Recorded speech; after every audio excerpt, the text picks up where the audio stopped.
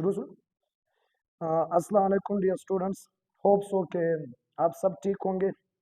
जिस तरह मैंने कहा था कि मैं अपना एक यूट्यूब का चैनल लॉन्च करने जा रहा हूं, जिसमें चैनल का नाम है सालार इंग्लिश लैब। और इसमें मैं इंशाल्लाह ऑन अ डेली बेसिस एक लेक्चर सीरीज, एक वीडियो अपलोड करता जाऊंगा। अच्छा, जो एक वीडियो होगा उसमें मैंने आपको ग्रामर, वोकेबलरीज सब एक साथ ही करवाने हैं। तो इंशाल्लाह इसका एक प्लेलिस्ट बनता जाएगा। पहले मैं टेंसेस के सारे लेक्चर्स अपलोड करूंगा, फिर उसके बाद पैसिव के लेक्चर्स अपलोड करूंगा। साथ ही साथ में इसी पे डेली बेसिस पे एक वोकेबलरी, उसके जितने सिनोनिम्स वगैरह बन रहे थे या उनका पार्ट ऑफ स्पीच को आपने आइडेंटिफाई करना हो तो इंशाल्लाह वो मैं साथ बताया करूंगा। आगे जब जाकर के प्लेलिस्ट जैसे ग्रो कर लेता है, मतलब हम मॉडल वर्ड्स तक चले जाते हैं, फिर मैं स्किल्स ऑफ ट्रांसलेशन पे आपसे बात करूंगा कि आपने किस तरह से एक पैराग्राफ को ट्रांसलेट करना है, किस तरह फिर आपने खुद पैराग्राफ को जनरेट करना है, या फॉर्मेशन ऑफ सेंटेंस क्या होता है, या ओवरऑल स्ट्रक्चर ऑफ सेंटेंस क्या होता है। तो आज की जो बात है, आज बिल्कुल हम लोग बेसिक पे बात करेंगे, उसके बेसिक स्ट्रक्चर को अंडरस्टैंड करेंगे, या मतलब जो बेसिक्स ऑफ ग्रामर है उसी में मैंने आपको कुछ बताना है। ठीक है, तो आज जो हम बात स्टार्ट कर रहे हैं वो हम लोग बात स्टार्ट कर रहे हैं ए बी सी से। हालांकि दिखने में ये बात बिल्कुल बेसिक ही लग रही है कि ए बी सी वगैरह है, तो इनको जो नाम दिया जाता है वो क्या नाम दिया जाता है? लेटर्स का नाम दिया जाता है। तो ये बन जाएंगे आपकी लेटर्स। और अगर ये लेटर्स है तो ये जो स्मॉलेस्ट यूनिट है ना, दीज आर कॉल्ड लेटर्स। मतलब अगर मैं बात कर लूं तो ये जो ए है ये आपका एक लेटर हो गया, इसी तरह बी ये आपका दूसरा लेटर है, सी आपका तीसरा लेटर है। और इसी तरह अगर हम ओवरऑल लेटर्स की बात कर ले तो जब हम इसको काउंट करते हैं तो हमारे पास नंबर आ जाता है 26 का। तो जो हमारे पास लेटर्स है इंग्लिश लैंग्वेज में, दे आर 26। तो सबसे पहला पॉइंट हमारे पास यहां बन जाता है दैट देयर आर 26 लेटर्स। जो 26 लेटर्स है इंग्लिश में, कहां पे? In English. तो ये हमारे पास सबसे पहली बात है कि there are 26 letters in English. अब लेटर्स क्या है? These are the smallest unit of a language, means letters cannot be broken into further pieces. I have a, it cannot be broken into further pieces. The smallest unit of the language actually is called letter, and we have 26 letters. So this is the first point that we got. अब letters के related एक और नाम होता है जिसको हम लोग नाम देते हैं अल्फाबेट का। अब यहाँ पे अल्फाबेट के रिलेटेड एक मिसपरसेप्शन या मिसकंसेप्शन बनाया गया है। वो ये है कि जब मैं स्टूडेंट से पूछता हूँ कि जी अल्फाबेट इंग्लिश में कितने हैं, तो अजीब सा एक मिला जुला जो है वो रिस्पॉन्ड देखने को मिलता है। Some students say that there are 21 alphabet, some say that there are 26 alphabet, some say that there are 5 alphabet। तो जी समझ ही नहीं आ पाता है कि अल्फाबेट और लेटर्स में फर्क समझ नहीं आ पाता है। तो याद रखना, ये जो मिसपरसेप्शन डेवलप किया गया, आपने फर्क समझना है लेटर्स और अल्फाबेट में, दोनों में फर्क है। जब अल्फाबेट की हम बात करें सो इन इंग्लिश जो 26, 21 या 5 की बात करते हैं तो याद रखना all these responses are fallacious. We have just one alphabet in English. Alphabet English में सिर्फ एक होता है, लेटर्स इंग्लिश में 26 होते हैं। Alphabet is something else, letters are something else. Letters are 26. A, B, C, D. These are letters. These cannot be called alphabet. Alphabet is just one. Because alphabet is the set of letters. वो set होता है letters का. That is the collection of letters. That is the sum of letters. That is the group of letters. Here I have a box. This is a box. And in this box, here I put all letters. अब ये जितने letters मैंने Z तक डाल दिए, तो ये जो इसके इनसाइड पड़े हुए ये आपके लेटर्स हैं। और ये जो आपका बॉक्स बन गया है, इसी बॉक्स को अल्फाबेट कहा जाता है। तो जो बॉक्स बनता है that is the group of letters, that is the sum collection of letters. All letters are brought together, they are kept in one group, and this group और this collection is actually called alphabet। और याद रखना alphabet में S नहीं होते, ये alphabets नहीं होते, ये होते हैं अल्फाबेट। अगर आप इसमें एस लगाएंगे तो ये प्लूरल हो जाएगा, और प्लूरल है तो इट मीन्स आपको इस तरह का एक और भी बॉक्स बनाना होगा, जो कि नहीं बनते। तो आप हमेशा याद रखें alphabet is just one while letters are 26। तो अल्फाबेट का मैंने क्या कहा कि there is only one alphabet, there is only one alphabet. Alphabet सिर्फ एक होता है, बिकॉज क्योंकि that is the that is the sum of letters, वो होता है सम होता है लेटर्स का। अब इधर देखिए, ये मैंने एक बॉक्स बना लिया, इसी बॉक्स में मैंने सारे लेटर्स रख करके वो बन गए अल्फाबेट। तो अल्फाबेट इज जस्ट वन। अब यही जो अल्फाबेट होता है, इसको फिर मजीद डिवाइड किया जाता है, दो ग्रुप्स में डिवाइड किया जाता है। These letters are further divided into two groups, यानी टू कैटेगरीज हम कह सकते हैं।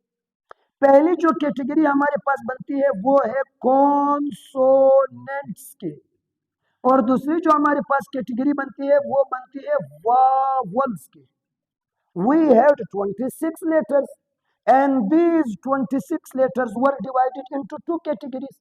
One was called the category of consonants and another was the category of vowels. So we have 5 vowels out of 26 letters. यानी ये जो 26 letters है, इनको जब आपने ग्रुप में रखना तो इनके दो ग्रुप बन गए, एक वावल्स बन गए, एक कॉन्सोनेंट बन गए। वावल्स जो होते हैं वो 5 होते हैं, और जो आपके कॉन्सोनेंट्स होते हैं दे आर 21। इसमें फिर सेमी वावल्स की बात आ जाती है, that will be discussed later. Beginner की क्लास में इनिशियल स्टेज पे बस इसको सिर्फ दो कैटेगरीज में डिवाइड किया जाता है। वावल्स की अगर हम बात कर ले तो हमारे पास ए, ई, आई, ओ, यू, ये 5 जो है वो वावल्स होते हैं। Apart from this 5, the rest letters will be put into the category of consonants, जिसमें जी फिर हमारे पास बी है, पी है, एल है, एम है, एन है, whatsoever। तो जो रिमेनिंग 21 है, they all will be kept in this category and this category would be called consonants। अब यहीं पे जब मैं स्टूडेंट से पूछ रहा हूं कि जी what actually is the difference between both, तो फिर अजीब सा जी रिस्पॉन्ड आता है कि जी वावल्स के बगैर सेंटेंस नहीं बनता है, वावल्स के बगैर वर्ड नहीं बनता है। All these are again misperceptions. In each language we have 7000 plus languages, each language has vowels, because vowels, actually the word vowel has been derived from vocal cord, and this part of our body actually is called vocal cord. These are 5 letters, they are spoken here, they are produced here, so they will be called vowels. Let's suppose if I say A, if I say I, if I say O, all these letters were produced here, thus they are called vowels. इनको vowels कहा जाता है because they are produced in your vocal cord, in your throat. When we take out air from our lungs, when that air reaches to vocal cord, then it produces the sound. And the sounds which are produced here, these sounds actually called vowels. While consonants are those letters which are produced inside the mouth. Inside the mouth means either with the lips, nasals, alveolar ridge, teeth, tongue, whatsoever. So जब ये letters होते हैं, ये produce होता है mouth में, और ये लेटर्स है ये प्रोड्यूस होता है वोकल कॉर्ड में।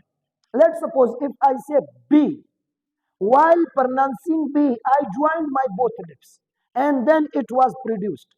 So I said P, I said Z, my tongue touched alveolar ridge, I say M, I say N, these were produced here in my nasals.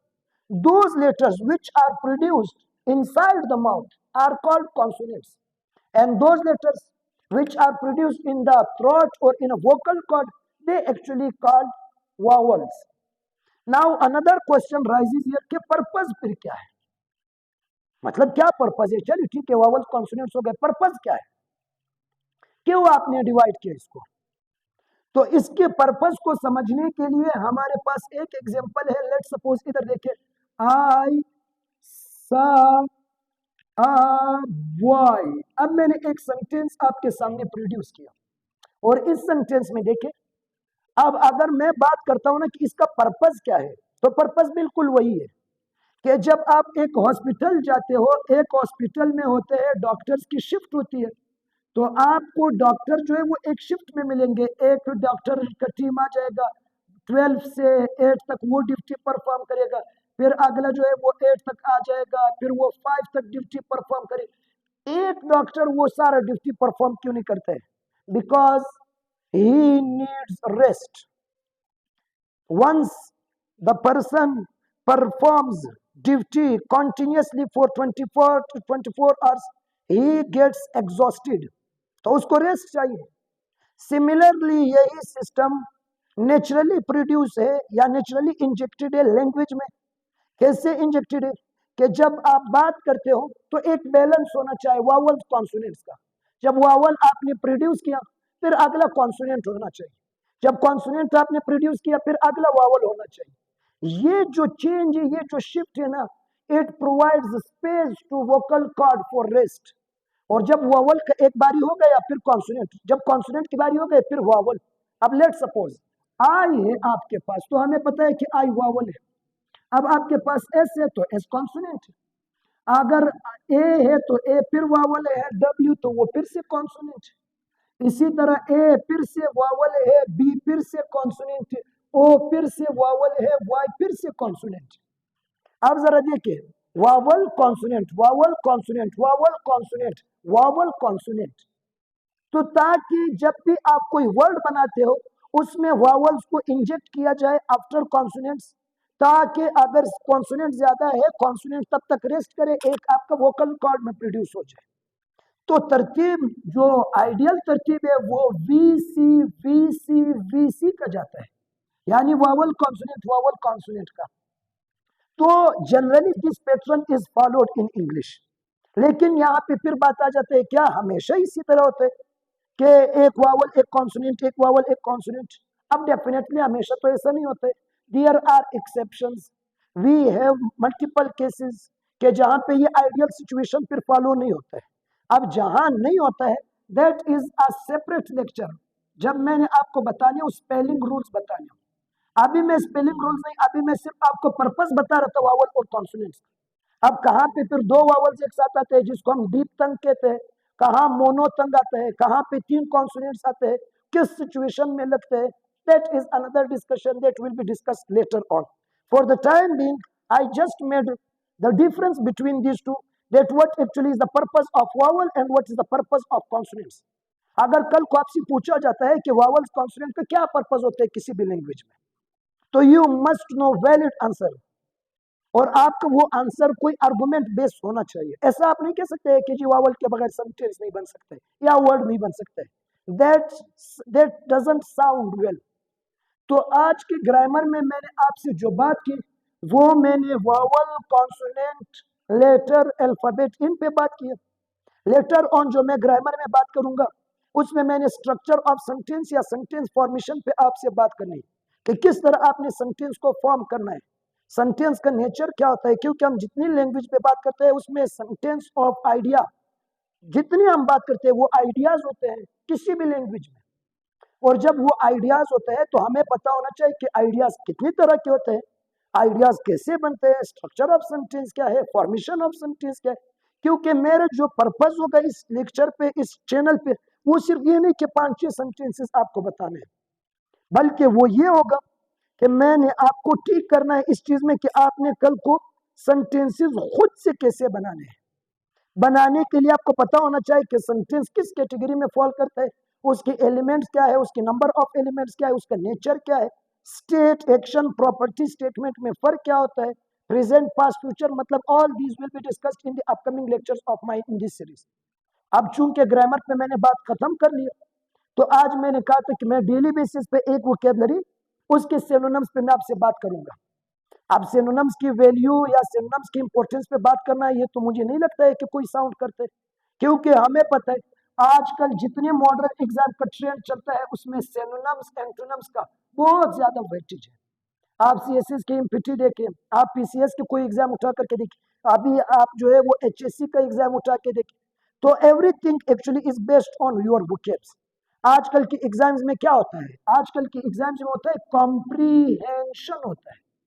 और कॉम्प्रीहेंशन क्या है, कॉम्प्रीहेंशन असल में दो चीजों का नाम है। नंबर एक रीड करना, नंबर दो अंडरस्टैंड करना। तो रीडिंग तो सब कर लेते हैं लेकिन अंडरस्टैंड नहीं करते हैं because of the shortage of vocabs, vocabs की कमी रहती है। अभी मिसाल के तौर पर सेंटेंस में कहता हूं I am indigent, I am indigent. अब आई का मतलब पता है ना, एम का मतलब पता है ना, डिजेंट का मतलब पता नहीं कि डिजेंट किसको कहते हैं, और एक लफ्ज का पता नहीं। तो हम इसका रीडिंग तो कर सकते हैं लेकिन हम इसको अंडरस्टैंड नहीं कर सकते हैं, हम इसको कॉम्प्रिहेंड नहीं कर सकते हैं। या स्टेटमेंट आ गया कि जी there was a king and he had a colossal palace, colossal palace. अब मैं आपको कहता हूं जी इस सेंटेंस का क्या मतलब है। आप सिर्फ दो ही चीजों का पूछेंगे, पैलेस किसको कहते हैं और कोलोसल किसको कहते हैं, क्योंकि वोकैबुलरीज की कमी है ना। वही पांच छह vocabulary, she कुक्स food, she place football, वही पे सारी इंग्लिश हमारी घूमती रहती है, उससे आगे हम कभी वोकैब्स पे जाते नहीं। डेली बेसिस में याद रखना, इंग्लिश की लैंग्वेज में 12 न्यू वोकैब्स आर एडेड, हर दिन 12 नए वोकैबुलरीज आते हैं। और आप डेफिनेटली, आपको पता है कि कोई मॉडर्न राइटर होगा, कोई अच्छा राइटर होगा, वो पुराने वोकैब्स यूज नहीं करेगा, वो डेफिनेटली ट्राई करेगा कि कोई ऐसा वोकैब यूज कर ले जो मॉडर्न वोकैब हो।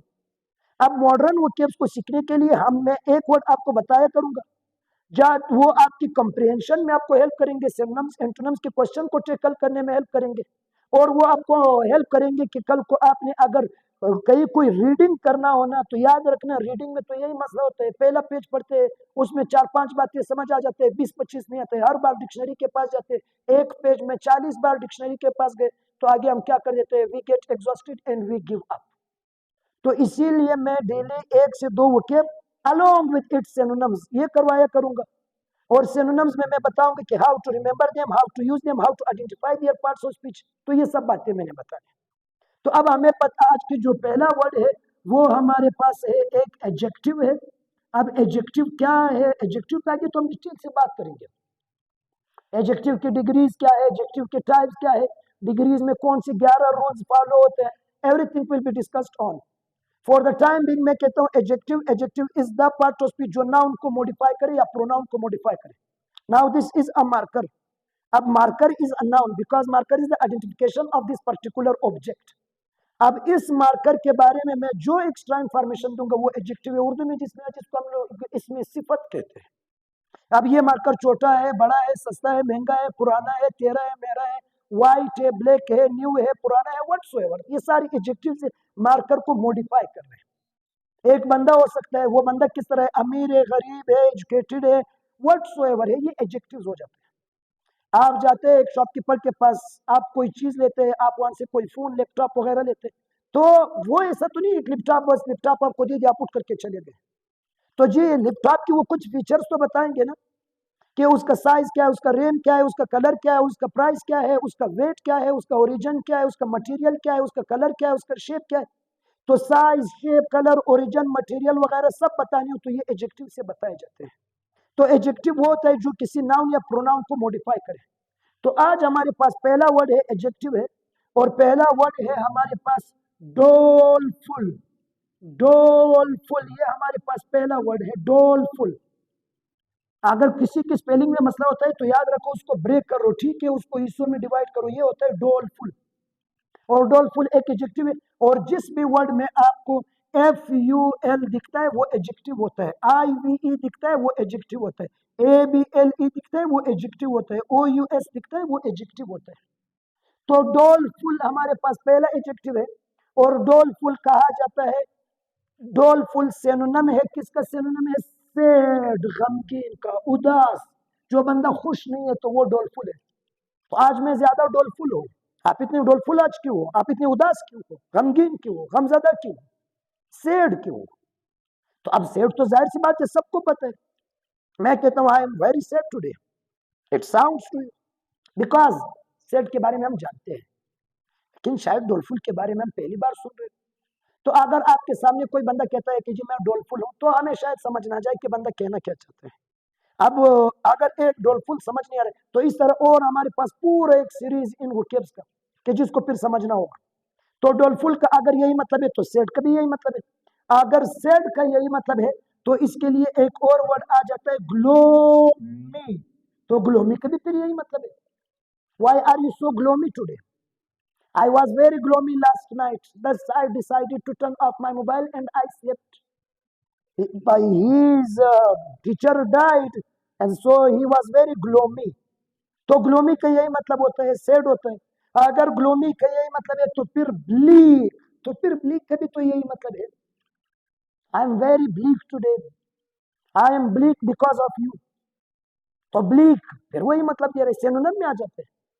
अगर ब्लीक यही मतलब दे रहे तो अगला वर्ड है ग्रिम, और ग्रिम का भी फिर यही मतलब होता है। Why are you so grim today? He was very grim, thus I did not say anything to him and I left because he was grim, he was bleak।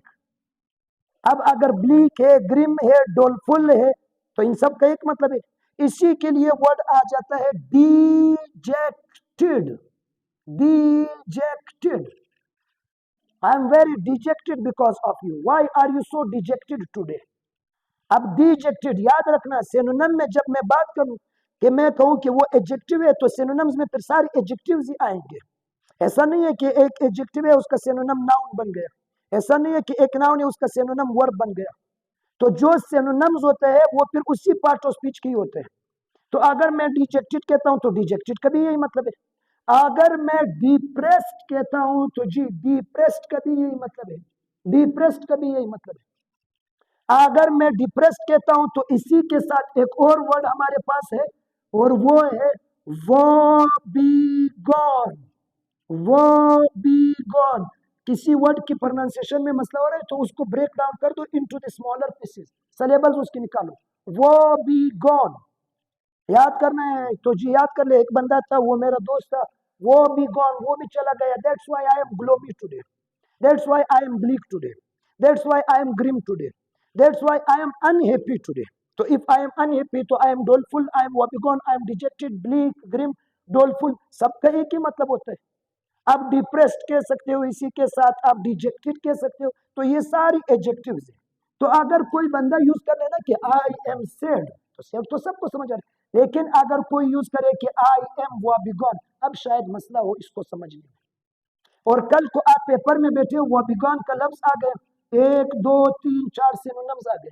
अब उसने कहा जी, एक उसने ऑप्शन दिया है डिजेक्टेड का, अगला उसने ऑप्शन दिया है रिजेक्टेड का, अगला उसने आपको ऑप्शन दिया बेनिवोलेंट का, और अगला उसने ऑप्शन दिया पलाशियल। अब ये सारी एडजेक्टिव्स है। कुछ टीचर्स कहते हैं कि आपको ऐसे पता चलेगा, अगर ये एडजेक्टिव है तो इधर एडजेक्टिव ढूंढ लो, बस जो एडजेक्टिव हो गए वो उसका सिनोनिम है। मैंने सारे ऑप्शन ही आपको एडजेक्टिव की शक्ल में दिए। लेकिन आप इस नंबर को तभी पिक करोगे ना कि जब एक दफा आपको मैक्सिमम वोकेब्स पता हो, वोकेब्स की एक पावर आपकी होनी चाहिए। तो अब रिजेक्टेड नहीं हो सकता है, बेनिवोलेंट नहीं हो सकता है, पलाशियल नहीं हो सकता है, तो इसका सिनोनिम मैंने उठा दिया और वो बन गया मेरे पास डिजेक्टेड बन गया। तो इस तरह से वो मुझे हेल्प करेगा कि मैं कल को सिनोनिम्स, एंटोनिम्स या कॉम्प्रिहेंशन या रीडिंग या स्पीकिंग में अपनी एक्सप्रेशन को खूबसूरत बनाना है, तो भी आपके पास मैक्सिमम नंबर ऑफ वोकेब्स सिर्फ होने चाहिए।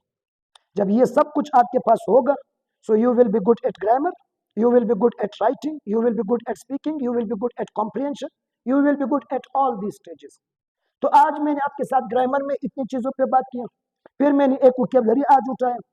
आगे की जो क्लासेस में मैं कोशिश करूंगा कि वोकैबुलरी 2 हो जाए, उसकी कोई 8 10 सिनोनिम्स करवाता जाऊं। तो कोशिश ये रहेगी कि विद इन 1 मंथ जो मेरी टारगेट है वो मैंने प्लस 500 वोकैब्स आपको करवाने हैं। और वोकैब सिर्फ करवाने नहीं, अब यही एक दिन का एक ही वर्ड, बस आज का एक वर्ड मिल गया, आज का सिर्फ ये एक वर्ड आपने याद करना है, उसकी जो सिनोनिम्स है वो आपने याद करना है, उसकी स्पेलिंग में आपसे मिस्टेक ना हो जाए वो आपने याद करना है। जब ये चीजें हो गए, that is more than sufficient for 1 day. You came to know about something in grammar, you came to know some vocabs, that's more than sufficient. अब आगे जब स्टेजेस आएंगे मैं आपको टिप्स बताऊंगा, तरीके बताऊंगा कि how to make self practice. Because in English keep one thing in mind, चाहे मैं जितना पढ़ा दो, आपको जितना समझ आ जाए, in language knowing is not sufficient, The more you practice, the more you learn. That depends on you. I'll be teaching you, I'll be showing the right path, and that would be your duty to walk on that path. You have to walk on the path to achieve or to reach your destination. So walking on the path is your job, showing path is my job. I'll show you path, you have to walk on that. जब आगे मैं tenses start करवाऊंगा तो tenses मैंने आपको 1 month से भी ज्यादा की वो ड्यूरेशन में करवाना है. काफी मिसकंसेप्शन मिसपरसेप्शन डेवलप्ड हुए हमारी टेंसेस को लेकर के. बस वही एक तरीका होता है उर्दू जुमलों के आखिर में ता ती रा रिया, बस वो जी इस तरह टेंस होता है. कोई खुद कोई रियल लाइफ मैनिफेस्टेशन नहीं होते. और जब तक इन चीजों की लेकिंग होते है, लेवल 5 तक चले जाओगे, you will come to know each and everything of grammar. ये ग्रामर की चीजें किताब जाकर के 40 प्याला उठा ले, सारे टेंसेस के फार्मूले रटा लगा के सुबह तक बात बन जाएगी. लेकिन जब तक आप उसका रियल लाइफ मैनिफेस्टेशन नहीं करते हो, नो मैटर आपको जितने फार्मूलेज आते हैं, that has nothing to do with your real life. तो रियल लाइफ में मैंने आपको बताना है आपने किस तरह कोई चीज याद करना है, किस तरह अप्लाई करना है, उसको राइटिंग में, उसको स्पीकिंग में कैसे अप्लाई करना है. जब ये बातें हो जाएंगी, मैं जानता हूँ स्टूडेंट्स होते हैं लेवल 4 लेवल 5 में, they know almost of grammar, but when it comes to their speaking writing, they are unable to frame sentences, they are unable, they found themselves unable to write something. तो यही जो मैंने आपको तरीका बताया, आपने इस तरीके पे चलना है, आपने यही स्ट्रेटेजी मेरे साथ फॉलो करना है, चाहे वो वोकैब्स का हुआ, चाहे वो ग्रामर का हुआ. अब जब आगे मैंने टेंसेस स्टार्ट करवानी हो, तो टेंसेस में मैंने उनका रियल लाइफ रियल वर्ड आपको मैनिफेस्टेशन करवाना है, मैंने आपको उनके यूजेजेस बताने हैं, मैंने उनके जो कॉन्सेप्ट उसके रिलेटेड हो वो सब मैंने आपके साथ शेयर करना है. तो मेरा जॉब होगा आपको राइट पाथ दिखाना, आपका जॉब होगा उस राइट पाथ पे वर्क करना. So that is sufficient for today. आज के लिए इतना ही काफी है. मैंने ग्रामर वोकैब्स पे आपसे सब बात कर लिया. तो इंशाल्लाह इसी तरह मैं अपने लेक्चर जो है वो अपडेट करता जाऊंगा. आपसे लास्ट में यही एक रिक्वेस्ट होगा कि मेरे चैनल को सब्सक्राइब कर ले, अपने स्टूडेंट्स, अपने जो दोस्त वगैरह है सर्कल में उनको फैलाए, ताकि मैं भी मैक्सिमम नंबर ऑफ स्टूडेंट को कवर कर सकूं और मुझे भी इसका बेनिफिट हो जाए. तो आज के लिए इतना ही है. इंशाल्लाह अगले आने वाले लेक्चर में हम बात करेंगे स्ट्रक्चर ऑफ सेंटेंस पे, फॉर्मेशन ऑफ सेंटेंस पे, उसके नंबर ऑफ एलिमेंट्स पे और उसके एलिमेंट्स पे. So that is sufficient for today. Allah Hafiz.